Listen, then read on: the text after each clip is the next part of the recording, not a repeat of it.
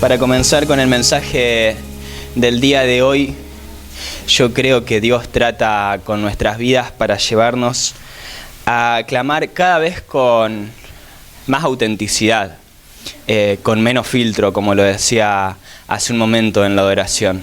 Dios nos conduce a aprender a orar más genuinamente, con el alma, derramando el alma enteramente. Hay una historia hermosa que me viene a la memoria y es cuando Ana era estéril, Ana, la esposa del Cana, era estéril y clamaba a Dios por tener un hijo y le dijo a Dios: si vos me das un hijo, yo te lo voy a encomendar a vos, lo voy a consagrar a vos, lo voy a dedicar para tu obra. Y ahí nació el profeta Samuel. Pero cuando Ana clamaba por ese hijo, lo hizo yendo al templo a diario, al punto de que el sacerdote la miraba y decía: esta mujer está ebria, porque clamaba incesantemente, derramando su alma. Literalmente la Biblia dice: Ana derramaba su alma al orar. Y es hermoso aprender a orar de esa manera, aprender a derramar nuestras almas en adoración. Tendemos a tener la costumbre de repetir frases elaboradas, aprendidas de memoria, pero qué hermoso es cuando aprendemos a buscar a Dios con el alma, con todo el corazón, genuinamente, auténticamente. Y yo creo que Dios se vale de ciertas situaciones, principalmente situaciones dolorosas, angustiantes, preocupantes, estresantes, justamente para conducirnos, yo diría, a ese punto de quiebre en el que no nos queda otra que buscar a Dios con toda el alma, con todo el corazón, de manera que nos podamos conectar con la presencia de Dios. Por eso yo, por lo menos en lo personal, hablando desde lo personal, en mi memoria, los mejores momentos de relación con Dios, los mejores momentos de oración fueron los peores momentos de mi vida, los momentos más tristes, los momentos más preocupantes.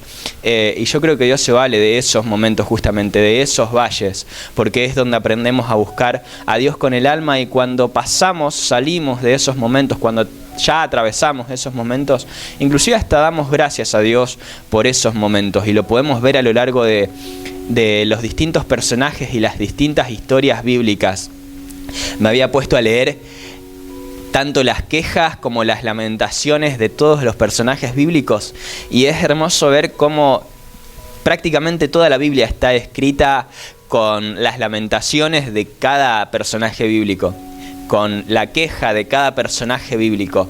Hay cada quejas que por ahí nosotros tendemos a orar de una manera tan,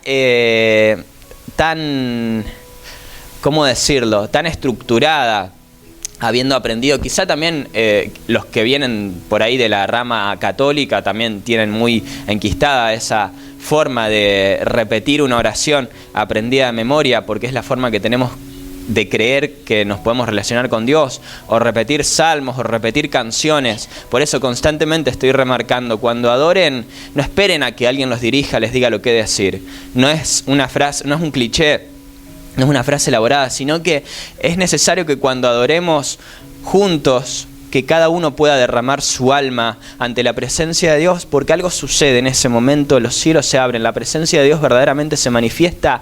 Él no se resiste cuando los hijos se unen en una misma adoración. Y yo creo que el proceso al que Dios nos conduce, por el que Dios nos conduce a lo largo de toda la vida, mediante cada situación que nos va aconteciendo, es justamente para revelarnos a nosotros mismos en primer lugar lo que hay en nuestra alma, para poder buscar a Dios sin filtro, para poder buscar a Dios auténticamente, sabiendo que de Dios no nos podemos esconder, que a Dios no le podemos vender una imagen, que con Dios, cuando nos presentamos ante Dios, Él nos ve tal cual somos, y ve inclusive más que nosotros. Él ve más que nosotros, Él ve más de lo que nosotros mismos podemos ver de nosotros mismos.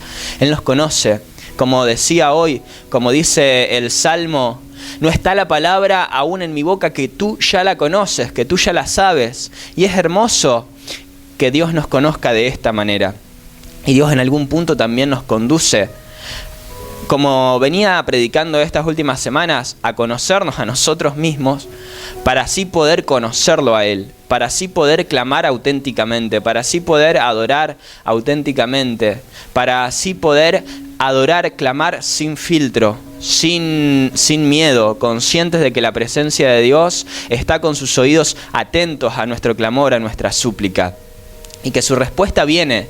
Pero como también venía predicando, el proceso por el cual Dios nos conduce es para hacernos ver que la respuesta que Dios nos da no es siempre la respuesta que nosotros queremos recibir. Él nos responde lo que Él nos quiere responder, de la forma, en el momento en el que Él nos lo quiere responder. Pero ahí es cuando viene esa, podríamos decir, desilusión, inclusive hasta decepción de la imagen que tenemos de Dios.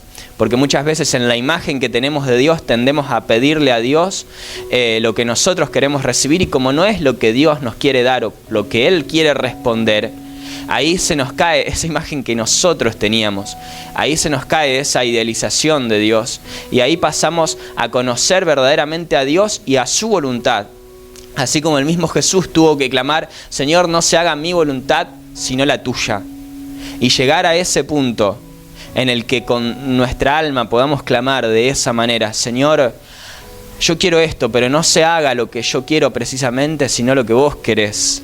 Es hermoso poder llegar a ese nivel de relación con Dios, a ese nivel en el que nos sentimos con la confianza para orar, como decía recién, sin filtro, para orar auténticamente, para orar con el alma, lo que nuestra alma produzca, lo que salga de lo más profundo de nuestra alma, orar verdaderamente lo que sentimos. Es hermoso poder orar lo que sentimos, es hermoso poder cantar lo que sentimos, sentir lo que cantamos. Eso es adorar, cuando nos conectamos con la presencia de Dios y la adoración simplemente fluye. Por eso cantábamos: las palabras no alcanzan, simplemente me queda adorar, simplemente me queda entregarte mi alma. Porque cuando te encontrás con la presencia de Dios, es todo lo que podés hacer, derramar tu alma ante su presencia, y su presencia comienza a compensarlo todo, a llenarlo todo, a fortalecerte, aunque estés pasando por el momento que estés pasando. Quizá no te va a exentar del momento en el que estás pasando, ya sea un momento de dolor, de angustia, de tristeza, pero Dios sí va a conducirte a adorar en espíritu y en verdad. Lo que sea que Él te permita pasar es para forjar en vos un adorador que le adore en espíritu y en verdad. Pero en esos momentos, como les decía recién, a lo largo de todas las historias de la Biblia, de todos los clamores de todos los personajes de la Biblia, de todas las lamentaciones de los personajes de la Biblia, hay un momento en el que Dios permite que atravesemos, o un momento del que Dios se vale, un momento de dolor, de angustia, donde aparentemente no encontramos a Dios, donde en algún punto ni siquiera nos encontramos a nosotros mismos, podríamos decir. Un momento en el que clamamos, ahí es donde clamamos genuinamente.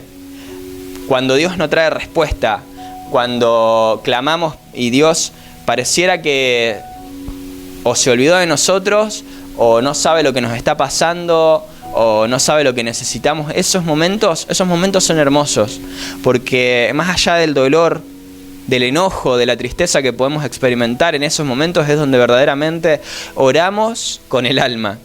Así sea que lo que impulse nuestra oración sea el enojo, así sea que lo que impulse nuestra oración sea la tristeza, y los distintos clamores que, están en la Biblia, y son oraciones válidas que me encanta que estén asentadas en la Biblia, porque de algún modo nos identificamos con estas historias, con estos personajes.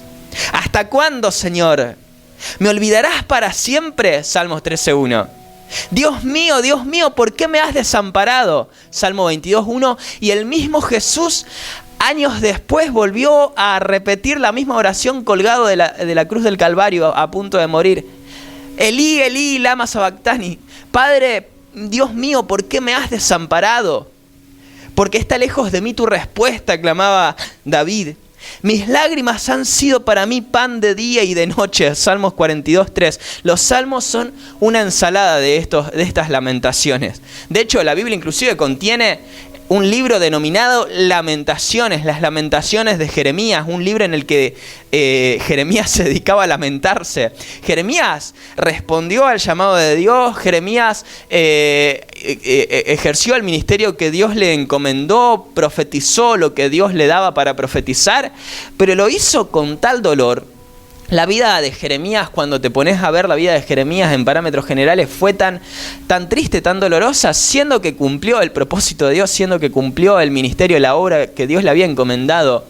Pero fue tan dolorosa y la forma en la que Jeremías clamaba, y más allá de que se le denominan libros poéticos, eran oraciones sin filtro, eran oraciones que eran producto de la tristeza que cargaba el alma en ese momento. ¿Por qué estás abatida, oh alma mía, y por qué te turbas dentro de mí?, clamaba el salmista, Salmos 42:5. Inclina, oh Señor, tu oído, porque estoy afligido y menesteroso, Salmos 86:1. ¿Hasta cuándo juzgaréis injustamente y aceptaréis las personas de los impíos? Salmos 82:2. No escondas de mí tu rostro, Salmos 27:9, le clamaba David a Dios. Perezca el día que yo nací, Job 3:3. Prácticamente dijo, maldito sea el día en que yo nací. Si mal no recuerdo, también lo dijo Jeremías. ¿Por qué no morí yo en la matriz? Job 3:11. ¿Por qué no morí yo en el vientre de mi madre? ¿Por qué escondes tu rostro y me cuentas por tu enemigo? Clamaba Job 13:24, le decía a Dios, ¿por qué me cuentas por enemigo? Porque todo lo que le tocó atravesar a Job lo llevó al punto de pensar que Dios lo consideraba un enemigo, de que Dios se había encarnizado de tal manera contra Job que Job consideraba que Dios lo tenía por enemigo, por todo lo que le había sucedido. Que no sé si te pasa de pensar, che, ¿será que Dios está enojado conmigo porque una tras otra en algún momento, producto de la circunstancia, de la adversidad, de lo que puedas estar atravesando, llegamos a pensar de esa manera? Pero son los procesos por los que Dios nos permite pasar justamente para poder expulsar todo eso que contiene nuestra alma, para poder exteriorizar todo lo que nuestra alma contiene. Justamente yo creo que Dios se vale de esos momentos de dolor, de tristeza, para que clamemos de la manera más auténtica, real posible, de la manera más auténtica posible, sin filtro, sin filtro. ¿Será que Dios, Señor, será que estás enojado conmigo? Lo que salga de tu alma, porque hay veces que inclusive hasta nos sentimos culpables por pensar lo que pensamos, por sentir lo que sentimos, y somos tan políticamente correctos a la hora de querer buscar a Dios, creyendo que nos tenemos que acercar en santidad, en pureza, y no nos acercamos de la manera más genuina, y no podemos encontrarnos con la presencia de Dios justamente porque creemos que no estamos en las condiciones en las que deberíamos estar para hacerlo. Pero justamente esos momentos en los que nos sentimos de esa manera son los momentos en los que más podemos acercarnos a la presencia de Dios, aunque no lo sintamos, porque son los momentos en los que Dios trata con nuestra alma para forjar en nosotros adoradores que le adoren en espíritu y en verdad. ¡Ay de mí ahora, porque añadió Jehová tristeza a mi dolor! Jeremías 45:3. Me sedujiste, Señor, y fui seducido. Jeremías 20:7. Más fuerte fuiste que yo. Y de hecho me encanta también lo que narra Jeremías capítulo 20, porque ahí fue cuando Jeremías se replanteó el ministerio, se replanteó básicamente la existencia, se replanteó por qué hacía lo que hacía. Dijo, no hablaré más en su nombre. Muchas veces hablé de esto, cuando Jeremías dice, no voy a profetizar más en su nombre. Pero la palabra era tan fuerte en mí, que era como fuego en mis huesos. No la podía resistir. Y ahí es cuando dice Jeremías, me sedujiste y fui seducido. Básicamente lo que Jeremías decía, de algún modo pudo haber llegado a sentir, creo yo, o así lo interpreto yo, me engañaste para que termine profetizando y no era lo que yo esperaba. Me engañaste para que termine predicando y no era lo que yo creía que iba a pasar. Sucedió todo lo contrario a lo que yo esperaba. sentía Jeremías? Porque Jeremías profetizaba, Jeremías anunciaba todo lo que había de venir sobre el pueblo, que de hecho se cumplió todo lo que Jeremías profetizó. Y cuando Jeremías anunciaba, va a venir dolor, va a venir tristeza, va a venir destrucción, va a venir muerte, no solo que no lo escuchaban, sino que se le burlaban. De hecho, inclusive hasta terminaba preso porque lo tenían por hereje, porque no decía lo que el pueblo quería escuchar, decía lo que Dios quería hablar. Porque en ese momento, inclusive en el templo, en el sagrado templo de Dios, se habían levantado altares a dioses ajenos, a dioses paganos, y Jeremías hablaba en nombre de Dios lo que Dios le daba para hablar, y lejos de que lo escucharan, creyendo que era el Dios mismo hablando a través de él, lejos de que lo escucharan, se le burlaban, lo escarnecían, sufría agravios. Entonces en ese momento Jeremías, con toda la tristeza que le pesaba producto del estado en el que se encontraba el pueblo de Israel, al ignorar lo que Dios les estaba hablando, comenzó a reclamarle a Dios: Señor, me sedujiste, fui seducido, más fuerte fuiste que yo, y yo dije: no hablaré más en tu nombre. Si hablar en tu nombre me trae sufrimiento, hablar en tu nombre me trae tristeza, me trae dolor, me trae agravio, se burlan de mí. Sin embargo, la palabra de Dios era tan fuerte en mi corazón, dijo Jeremías, que ardía dentro de mis huesos, corría como fuego por mis huesos. Es tan hermoso poder sentir la palabra de Dios de esa manera. Es tan hermoso poder sentir la presencia de Dios de esa manera. Y poder sentir en algún modo lo que Jeremías sintió en ese momento de tristeza, de dolor, de angustia. Porque hay veces en los que cuando nos sentimos tristes, angustiados, enojados, inclusive con Dios mismo por lo que nos está pasando, creemos que de algún modo estamos lejos de Dios, nos creemos alejados de Dios. Sin embargo, es cuanto más cerca estamos, creo yo, porque es cuando clamamos más auténticamente, cuando clamamos con el alma, cuando le buscamos con el corazón, cuando le buscamos en espíritu y en verdad, más allá de que nuestro clamor pueda ser un reclamo producto de nuestro enojo, más allá de que nuestro clamor pueda ser un cuestionamiento ante Dios por lo que nos está pasando. Sin embargo, quizá eso fue lo que Dios quería producir en nosotros, para que le busquemos en espíritu y en verdad, para que le adoremos en espíritu y en verdad. Quizá ese es el trato que Dios tiene con nosotros, para que nos encontremos verdaderamente con Él a pesar del momento que estamos pasando, en su debido tiempo. Pero justamente son esos momentos los que nos llevan a buscarle de esa manera tan intensamente, a encontrarnos con Él. Es la tristeza, es el enojo, es el miedo lo que justamente nos lleva, nos conduce a buscarle en espíritu y en verdad, y a entender que aún en la tristeza, en el enojo, en el miedo, Él está ahí. Él está ahí sosteniéndonos, aunque nosotros no lo veamos, aunque nosotros no lo sintamos. Pero de algún modo Dios se las ingenia para en algún momento demostrarnos: acá estoy yo, y te estoy sosteniendo, y mi mano no te va a soltar, y mi mano no te va a desamparar hasta que haga con tu vida lo que dije que iba a hacer. Porque soy fiel y justo para cumplir lo que prometí, porque no desamparo la obra que comencé sobre tu vida. Pero de algún modo Dios nos lleva a clamar genuinamente, como predicaba hace unas semanas atrás, Habacuc 1:2. ¿Hasta cuándo, Señor, clamaré y no oirás? Clamaba literalmente Habacuc. Habacuc 1:2. Está todo en la Biblia lo que estoy predicando. ¿Hasta cuándo, Señor, clamaré y no oirás? Pasa que Habacuc esperaba una respuesta, y no era la respuesta que Dios quería darle. Y voy a volver a hacer énfasis en esto que dije hace algunas semanas atrás.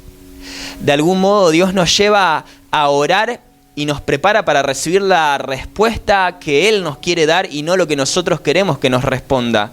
Porque si nosotros de una forma terca vamos a orar y esperamos que Dios nos responda lo que queremos escuchar, en primer lugar, no solo que Dios no nos va a responder, sino que va a tratar con nuestras vidas para que podamos orar y estar preparados para recibir la respuesta que Él nos quiere dar, que no siempre es lo que queremos que pase o lo que estamos esperando que pase.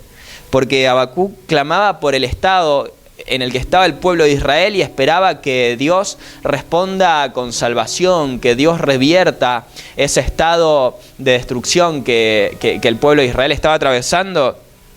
Y sin embargo Dios no solo que no iba a revertir ese estado, sino que dice, no, va a venir más destrucción, esto va a empeorar.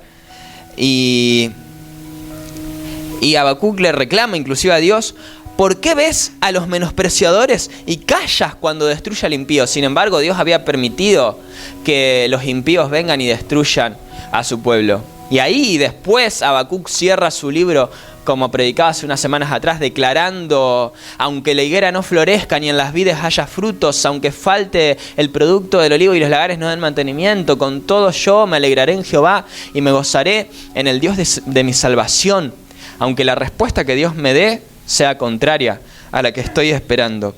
Ahí es cuando aprendes a adorarle en espíritu y en verdad. Mejor me es la muerte que la vida, dijo Jonás en Jonás 4:3, en su propio libro. Mejor me es la muerte que la vida.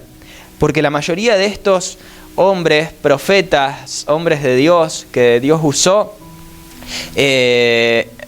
eran tipos depresivos, trastornados, a tal punto que anhelaban la muerte por sobre lo que les estaba pasando. Basta ya, oh Señor, quítame la vida. Elías lo dice en 1 Reyes 19:4, pidiendo a Dios que le quitara la vida. He sentido un vivo celo por ti, Señor, y solo yo he quedado. 1 Reyes 19:10. Isaías, cuando pudo ver a Dios, clamó, ¡ay de mí que soy muerto! Esperábamos luz y he aquí tinieblas. Después narra también más adelante en su libro capítulo 59:9.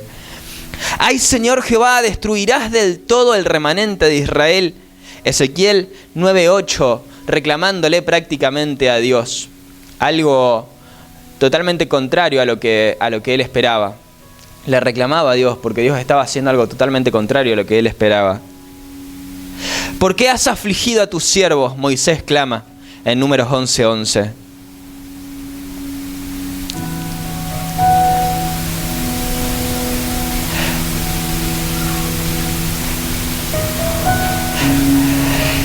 Y es hermoso poder conectarnos con este tipo de clamor, poder sentirnos identificados con este tipo de clamor. Porque de algún modo cuando vemos a todos estos personajes bíblicos sobre los cuales Dios completó su obra, de algún modo podemos sentir, más allá del dolor, del enojo, de la tristeza que estoy experimentando, o de lo alejado que me pueda sentir de Dios, o aunque no sienta la presencia de Dios y no oiga la voz de Dios cuando clamo, quizá estoy por buen camino porque justamente esto es lo que me está conduciendo a adorarle en espíritu y en verdad, a clamar en espíritu y en verdad. Si el propio Jesús clamó a Dios, Padre, ¿por qué me has desamparado? ¿Por qué me has desamparado? De algún modo son esos momentos los que nos llevan a clamar genuinamente con el alma, derramar nuestras almas en su presencia para poder adorarle en espíritu y en verdad. Después de que pase la prueba, después de que veamos que su mano sí estuvo ahí, que Dios sí estuvo ahí, que Dios nos sostuvo, que Dios nos sustentó, aún en el valle de sombra de muerte, aún en el fuego, como venía diciendo, esos momentos en los que te das cuenta que estás pasando por el fuego y no te estás quemando. Esos momentos en los que te das cuenta que estás pasando por las aguas y no te estás ahogando. Esos momentos en los que estás pasando por valles de sombra de muerte y aún así te sentís fortalecido con la tristeza, con el dolor, con el enojo que te pesa. Y podés ver que de algún modo Dios está ahí en esos momentos. Tener a Dios en tu vida no te exenta ni del fuego, ni del agua, ni del valle de la sombra de muerte. Tener a Dios en tu vida te demuestra que vas a pasar por el fuego y no te vas a quemar. Tener a Dios en tu vida te demuestra que vas a pasar por las aguas y no te vas a ahogar. Tener a Dios en tu vida te demuestra que vas a pasar por valle de sombra de muerte y Él te va a infundir aliento porque Él está con tu vida y no te deja y no te suelta hasta que complete la obra que sus manos comenzaron sobre tu vida. Él no te va a dejar. Él no te va a desamparar y vas a ver su fidelidad en esos momentos. Y vas a ver su gloria en esos momentos, porque esos momentos son los que van a producir en vos un adorador que le adore en espíritu y en verdad, que puedas confesar: en todo tiempo te bendecirá mi alma, en todo tiempo publicaré tu alabanza, así sea que la higuera no florezca ni en las vides haya frutos, en todo tiempo te alabaré, en todo tiempo bendeciré tu nombre, porque eres digno de adorar, porque todo viene de vos, todo vuelve a vos, porque Dios dio, Dios quitó, sea el nombre de Jehová bendito en todo tiempo. En todo tiempo, que Él haga como Él quiera, cuando Él quiera, donde Él quiera, que Él responda lo que Él tenga que responder, que no se haga mi voluntad, sino la suya. Esa es la oración que Él está despertando en nosotros. Esa es la oración genuina que está en tu corazón. Él quiere despertar una adoración genuina en tu corazón, un clamor genuino en tu corazón. Estamos acostumbrados a que cuando nos relacionamos con los demás, controlamos la imagen que demostramos a los demás. Ya, principalmente en las redes sociales, en lo que publicamos. Y cuando nos vinculamos con alguien más, conforme al nivel de intimidad y de confianza que haya con la otra persona, es lo que vamos a demostrarle. Es lo que vamos a demostrar de nosotros. Si no hay demasiada confianza, vas a tener más filtro para cómo te relaciones con la otra persona. Si hay confianza, no vas a tener tanto cuidado en lo que tengas para decir, te vas a expresar tal y como sos. Depende del nivel de intimidad que tengas con la persona, depende de la profundidad del vínculo que haya con la otra persona. Lo mismo es con Dios. Y a veces somos tan estructurados para buscar a Dios, para clamar a Dios, para querer relacionarnos con Dios, y no nos damos cuenta de que Él nos conoce más de lo que nosotros mismos nos conocemos. Entonces Él nos está conduciendo a tener un nivel de intimidad, de confianza con Él, para que podamos acercarnos y clamar de la manera en la que salga de lo más profundo de nuestra alma, de nuestro corazón, sin filtro, auténticamente. Y este momento, sea cual sea el momento el que estés pasando, es el que va a despertar en vos un adorador que le adore en espíritu y en verdad, porque el Padre tales adoradores busca que le adoren. Porque esta es la hora, este es el tiempo en el que esos adoradores se van a levantar. Y Aires del Cielo tiene que ser una iglesia que le adore en espíritu y en verdad. No sean como los hipócritas, decía Jesús, como los fariseos que se paran en las esquinas a orar para ser vistos. Más bien entren en su aposento y una vez cerrada la puerta, oren a su Padre que está en lo secreto, y su Padre que está en lo secreto les recompensará en lo público. No demuestres una imagen ante Dios, no quieras venderle una imagen pulcra, beatífica, santa a Dios, porque Dios te conoce y te ama tal y como sos y está esperando que te acerques a Él de la forma en la que realmente sos y le adores en espíritu y en verdad. Y Él te va a honrar, porque es ahí cuando comenzamos a menguar para que Él crezca en nosotros, cuando le decimos: Señor, esto soy, así soy, estas son mis debilidades, estos son mis errores. Sé propicio de mí, pecador. Y Él te ama tanto que Él no te va a rechazar, Él no te va a dejar, Él no te va a soltar. No solo que no te va a soltar, sino que ese es el momento en el que su presencia va a comenzar a impregnarte así como sos. Porque Él te mira con ojos de gracia, Él te mira con su amor, Él te mira con su amor. Y por algo mandó a su Hijo a morir en la cruz del Calvario para que todo aquel que en Él crea no se pierda, mas tenga vida eterna, para que en esa sangre seamos purificados, por esa sangre seamos santificados y podamos tener total acceso a la presencia de Dios. Amén. Si somos todos iguales ante la presencia de Dios, somos todos iguales ante la presencia de Dios. Somos todos iguales ante la presencia de Dios. Si bien tenemos que orar los unos por los otros, si bien nos tenemos que fortalecer los unos a los otros, porque para eso está la iglesia.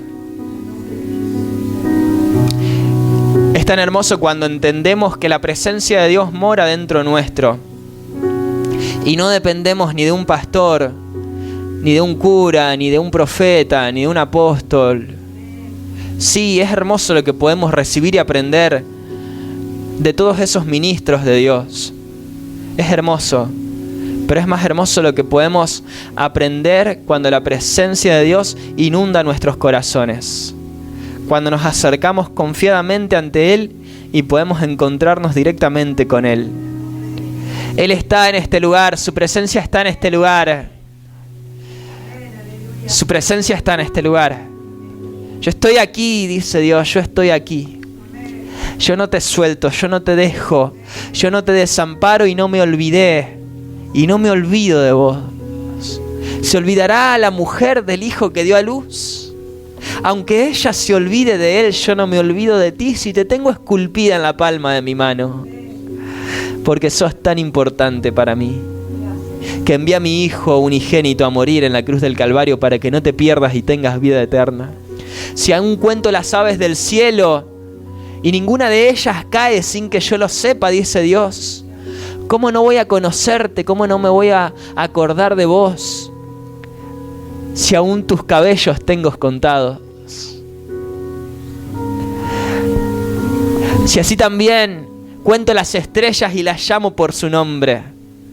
Si soy el Dios que ordenó los océanos en sus cauces. Si soy el Dios que le dijo al mar, hasta aquí pasarás. Hasta aquí llegarás y de aquí no pasarás. Si soy el Dios que ordenó el día y la noche, ¿cómo no me voy a acordar de tu vida? Él es el Dios que está en las hazañas, pero también es el Dios que está en el silbo apacible. Él es el Dios que está, Elías, cuando degollás a aquellos profetas de Baal, cuando haces descender fuego del cielo. Pero Dios también está cuando te escondes en la cueva. Esos momentos en los que no te encontrás ni a vos mismo, en los que no te conocés ni a vos mismo, esos momentos en los que ni siquiera sabés qué es lo que te pasa a vos mismo, que no sabés ni cómo estás. Dios está ahí. Y Dios se vale de esos momentos para conducirte a buscarle en espíritu y en verdad. Su paz está en este lugar, su paz comienza a invadir tu corazón, a impregnarte, a llenarte ahora. Déjate llenar por esa paz que sobrepasa todo entendimiento. Él está saciando tu alma en este momento. Lo que tu alma necesitaba era ser llena de la presencia de Dios, y su presencia está en este lugar. Él levanta los brazos caídos, fortalece las rodillas endebles, le da ánimo a los corazones apocados. Si necesitabas una señal es esta: yo estoy aquí, dice Dios. Y si pasás por el valle de sombra de muerte, mi vara, mi callado te infundirá aliento. Y si pasás por el fuego, no te vas a quemar, ni la llama va a arder en tu vida. Y si pasás por las aguas, no te anegarás, porque yo estoy ahí. Yo estoy ahí. Y es hermoso darte cuenta que estás atravesando por ese momento, por duro que sea, y lo estás soportando porque Dios está ahí. Dios está ahí. Y vas a terminar agradeciendo por el proceso.